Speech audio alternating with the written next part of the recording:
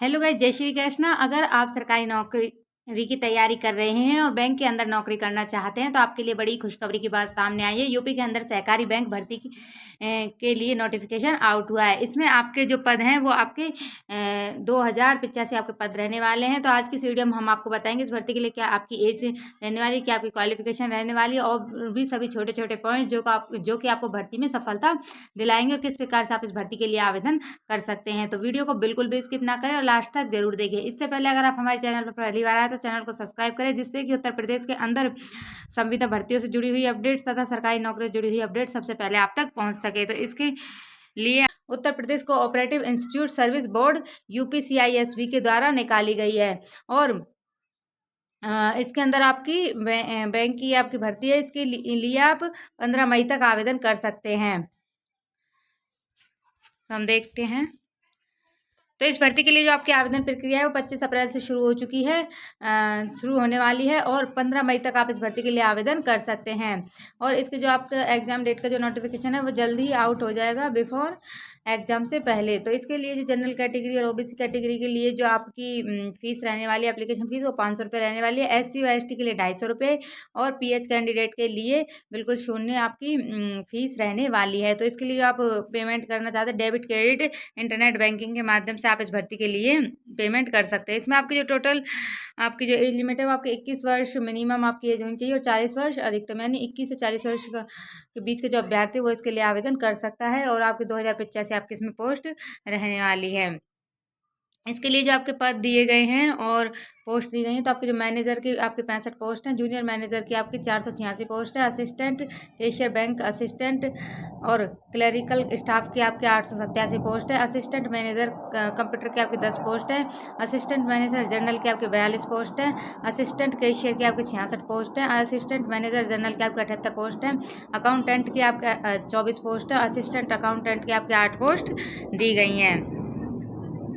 तो आपके assistant account की आपके 8 पोस्ट दी गई हैं और असिस्टेंट अकाउंट की आपकी 16 पोस्ट है, असिस्टेंट अकाउंट की आपके 8 पोस्ट है, असिस्टेंट अकाउंट की आपकी 2 पोस्ट दी गई है। तो आपकी जो अकाउंटिंग क्लर्क की आपकी इसके अंदर 2 पोस्ट दी गई हैं और असिस्टेंट स्टेनोग्राफर की आपकी 4 पोस्ट दी गई हैं, असिस्टेंट स्टेनोग्राफर की आपकी 14 पोस्ट दी गई हैं, स्टेनोग्राफर की आपकी 4 पोस्ट है, स्टेनोग्राफर की आपकी 1 पोस्ट है, जूनियर असिस्टेंट की आपकी 12 पोस्ट है, जूनियर असिस्टेंट की आपकी 16 पोस्ट है, जूनियर असिस्टेंट की आपकी 17 पोस्ट दी गई है, असिस्टेंट टाइपिस्ट की आपकी 20 पोस्ट दी गई है और असिस्टेंट टाइपिस्ट की आपकी 31 पोस्ट दी गई है, क्लर्क टाइपिस्ट की आपकी 20 पोस्ट और असिस्टेंट इंजीनियर की आपकी 20 पोस्ट दी गई है।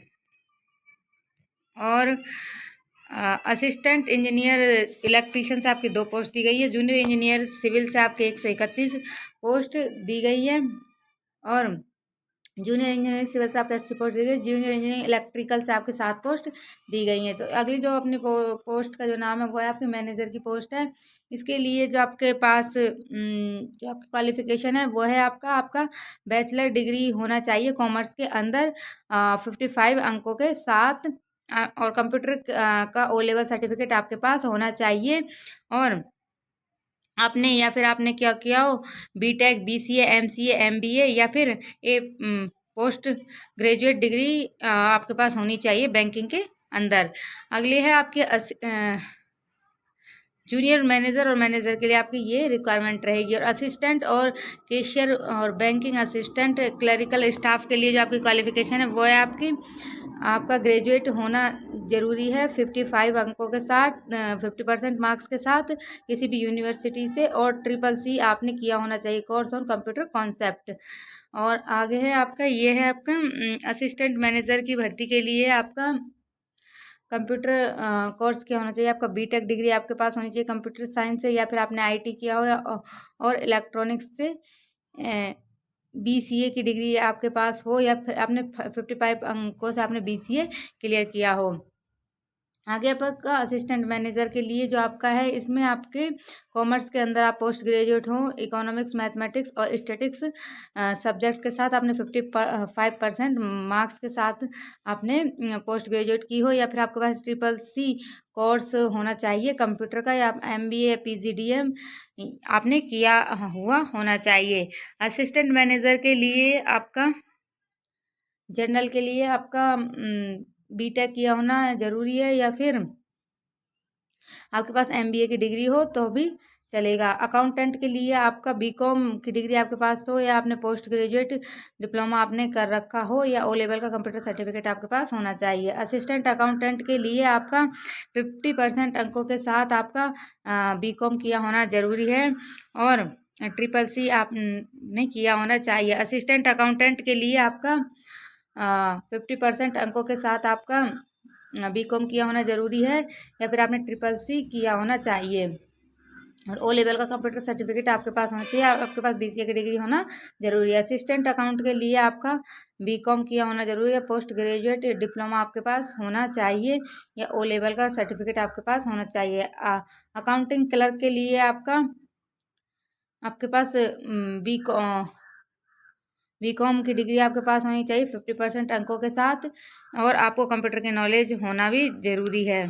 आगे है आपका असिस्टेंट स्टेनोग्राफर के लिए भी आपका ग्रेजुएट होना ज़रूरी है और हिंदी इंग्लिश स्टेनोग्राफर हिंदी में इंग्लिश में आपको स्टेनोग्राफी और CCC कंप्यूटर का CCC सर्टिफिकेट आपके पास होना चाहिए। स्टेनोग्राफर के लिए आपको ग्रेजुएट होना ज़रूरी है और स्टेनोग्राफर की जो speed alone with CCC certificate भी आपके पास होना चाहिए। स्टेनोग्राफर के लिए आपके पास CCC सर्टिफिकेट और आपका ग्रेजुएट होना O लेवल कंप्यूटर डिप्लोमा आपके पास होना चाहिए। जूनियर असिस्टेंट के लिए मिनट आपके हिंदी के अंदर टाइपिंग और 40 वर्ड प्रति मिनट आपके इंग्लिश के अंदर टाइपिंग स्पीड होनी चाहिए और आपके ग्रेजुएट होना ज़रूरी है। और ये जूनियर असिस्टेंट के लिए आपका O लेवल का कंप्यूटर सर्टिफिकेट आपके पास हो या फिर आपने ग्रेजुएशन आपने की होनी चाहिए और टाइपिंग स्किल आपके पास होनी चाहिए। असिस्टेंट या टाइपिस्ट के लिए आपका ग्रेजुएट होना ज़रूरी है तथा आपके पास टाइपिंग स्किल आपके पास होनी चाहिए और CCC कंप्यूटर का जो सर्टिफिकेट है वो आपके पास होना चाहिए। क्लर्क टाइपिस्ट के लिए आपका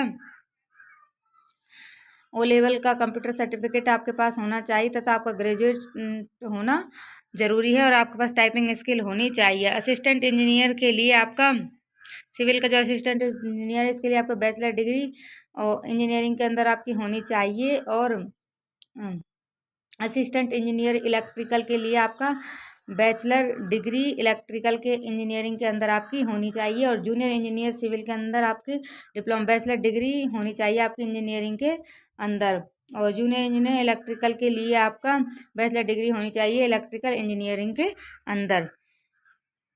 करने से पहले आप अपने last date age limit education qualification को अच्छे से चेकआउट कर लें। उसके बाद आप इसकी जो ऑफिशियल वेबसाइट है UPCISB पर जाकर आप इस भर्ती के लिए आवेदन कर सकते हैं।